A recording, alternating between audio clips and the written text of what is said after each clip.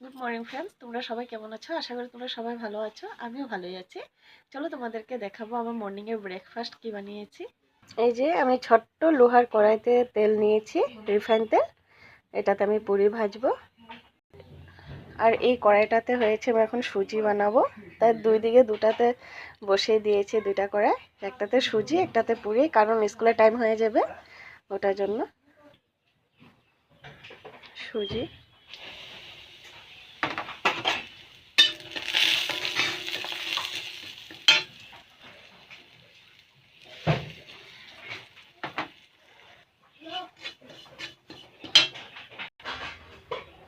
চিনি দিয়ে দেবো।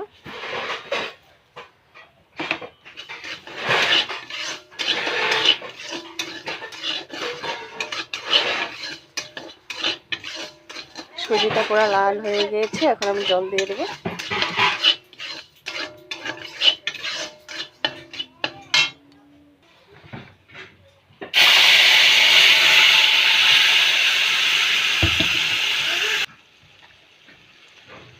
আমি আর অল্প জল দিয়ে দেবো, নাহলে সুজিটা বয়েল হবে না।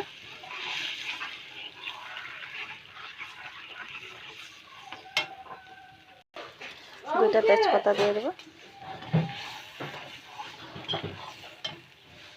এই যে আমি বাটিটাতে সামান্য গরম জল নিয়েছি। 2 চামচ আমুল দুধ দিয়ে দেবো, পাউডার দুধ।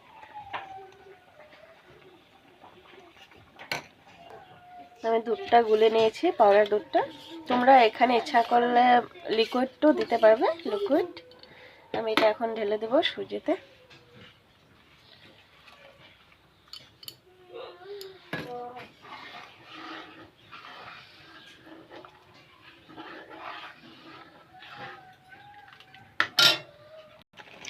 এই যে দেখে নাও, আমার সুজিটা অল্প আছে, হয়ে যাবে। আজকে এলাচি ছিল না, তার জন্য দিতে পারিনি। তোমাদের কাছে এলাচ থাকলে দিয়ে দেবে।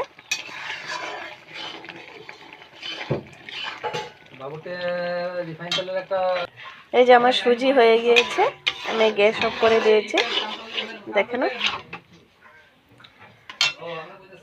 এই যে আমি আটার গোলাটা অল্প বড় বানিয়েছি, কারণ এটা দিয়ে 4টা পুরি হবে। তোমরা দেখে নাও, আমি এত বড় রুটি বানিয়েছি। এটাকে আমি এইভাবে কেটে দেব,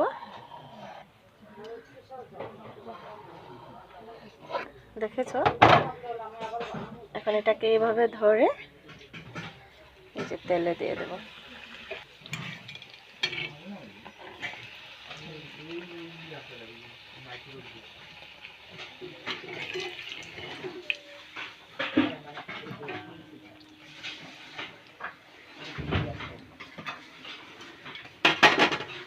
এই যে আমি এত বড় নিয়েছি আটার গোলাটা, দেখে নাও।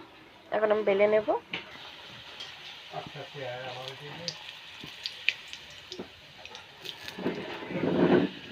দেখেছো কত সুন্দর ফুলেছে? এটা একটা বলো তো ডিজাইন, তাই না? দেখতেও ভালো লাগে। এই যে আমি সবগুলো এইভাবে আমি ভেজে নেব পুরিগুলো।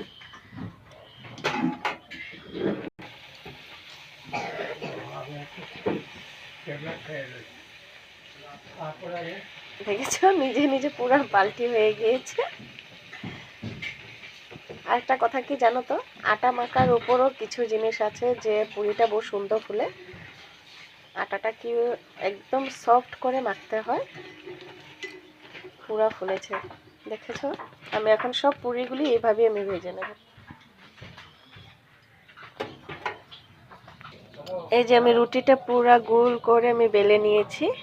সেম পদ্ধতিতে আবার কেটে নেব চাকু দিয়ে।